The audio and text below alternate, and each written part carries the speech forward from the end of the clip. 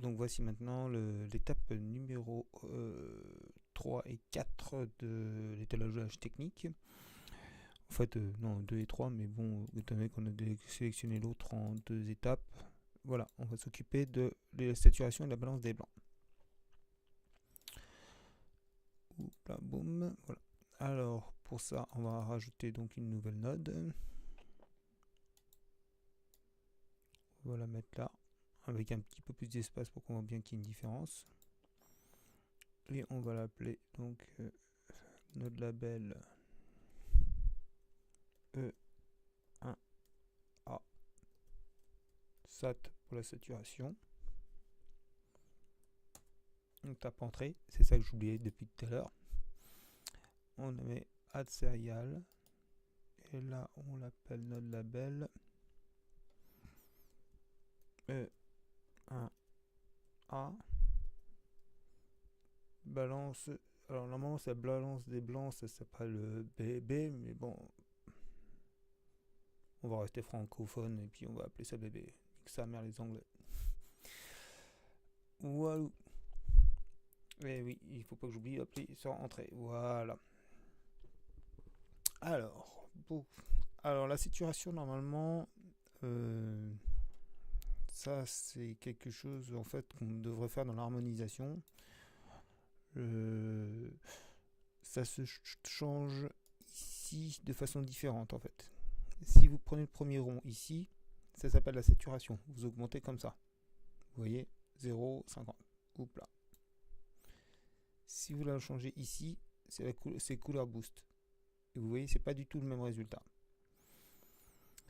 La différence en fait, elle se voit surtout au vector swap. D'abord, je vais donc resetter là, toutes les modifications.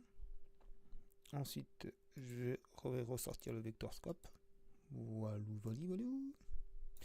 Là, on va faire le couleur boost. Vous voyez. Non, je pense que c'est un peu difficile, peut-être avec la compression de voir. En fait, ça augmente les différences entre les couleurs. Mais vous voyez, par exemple, le vert, lui, il bouge pas. Hein. Ça, c'est marrant. Ça, je comprends pas pourquoi il bouge pas. Alors que si on va dans saturation, très peu de différence. Alors attendez, je reviens à 0. Boum.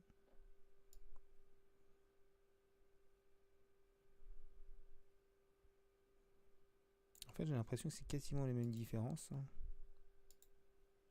Mais enfin, c'est la même technique de différence, mais pas la même façon de.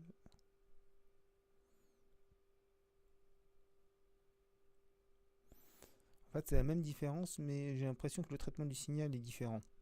Il est plus puissant dans le color boost que dans la saturation. Bon, pourquoi est-ce que je fais ça? C'est vous allez le comprendre juste après, justement dans la saturation, dans la balance des blancs. Même si ici, j'estime qu'elle est à peu près correcte. Hein. Alors qu'est-ce que c'est que la balance des blancs? En fait, c'est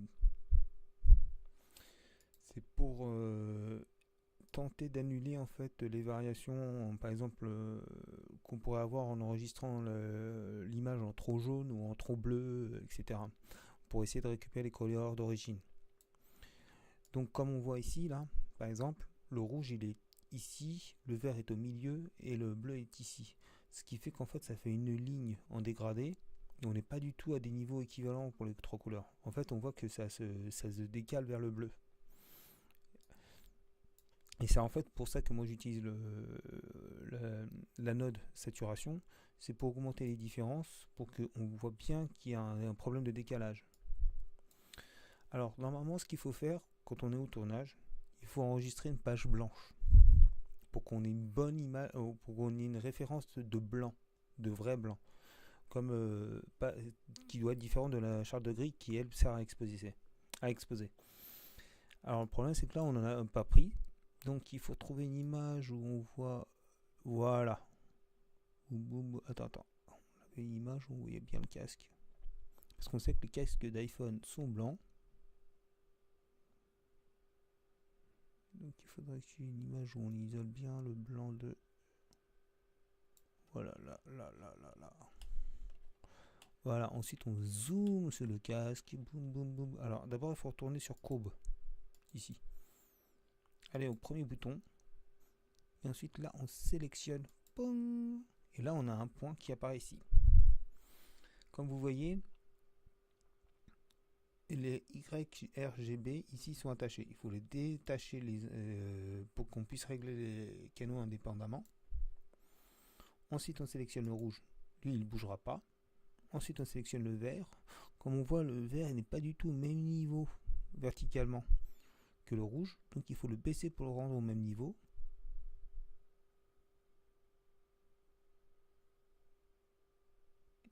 Et là c'est surtout visible ici, c'est sur la courbe. L'effet est visible vraiment sur la courbe.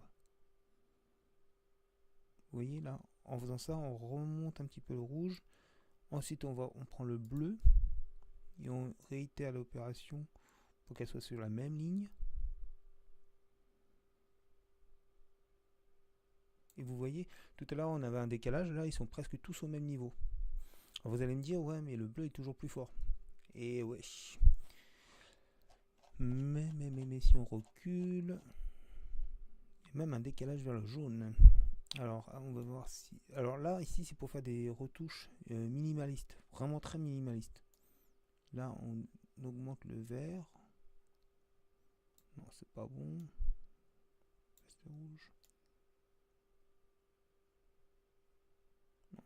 Bon. C'est peut-être essayer de repasser vers le vert.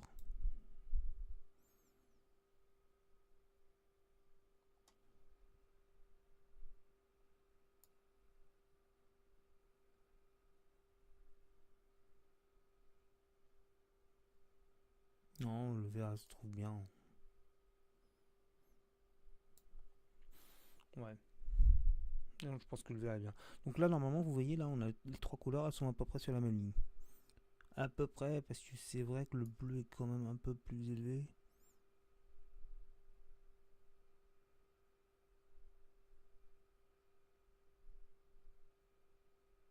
Bon, franchement, bon, je pense que c'est à peu près correct ici. Hein. Je pense que on est en tout cas très très loin. Vous vous rappelez du décalage qu'on avait à la base au départ, avec un rouge très bas et un bleu très très élevé. Mais il ne faut pas non plus oublier que le ciel là-haut il est bleu. Hein. Donc c'est normal que la lumière ici elle soit plus élevée. En revanche, bon après on voit que les ombres aussi elles sont plus bleues. Donc non voilà, non, je pense que là on a obtint un niveau à peu près correct de balance des blancs. On a récupéré à peu près la balance des blancs normale. Donc une fois qu'on a obtenu ça, on revient sur le 6. On annule tout. Et là, j'ai l'impression, voilà, on appuie sur le, ne pas oublier, il faut cliquer sur le chiffre pour voir la différence entre avant et après. Et comme vous voyez là, l'image était beaucoup plus bleue avant que maintenant. Alors, il peut s'avérer que vous estimiez que par exemple, c'est quand même trop jaune par rapport aux couleurs que vous espériez. Donc, dans ces cas-là, ce que vous faites, vous allez sur le key, qui est le petit personnage ici, et là, au gain, vous descendez jusqu'à ce que vous estimiez que vous trouviez un bon compromis et qui vous donne ni aucune teinte.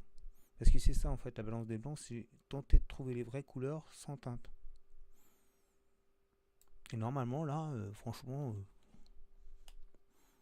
pour moi il n'y a plus aucune teinte, ni bleu ni jaune. Là on est dans les vraies couleurs. Là on a récupéré les vraies couleurs. Ensuite pour la saturation, ça dépend de vous. Hein. Mais le mieux c'est quand même de récupérer quelque chose sans pas trop saturé. Donc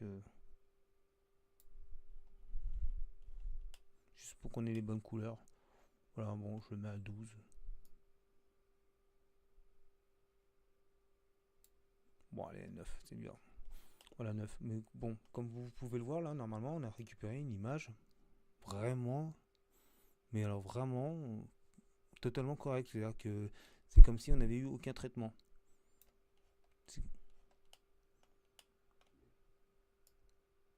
Voilà. Bon, bah, c'est tout pour l'étalonnage technique. la partie 1. Voilà, à plus.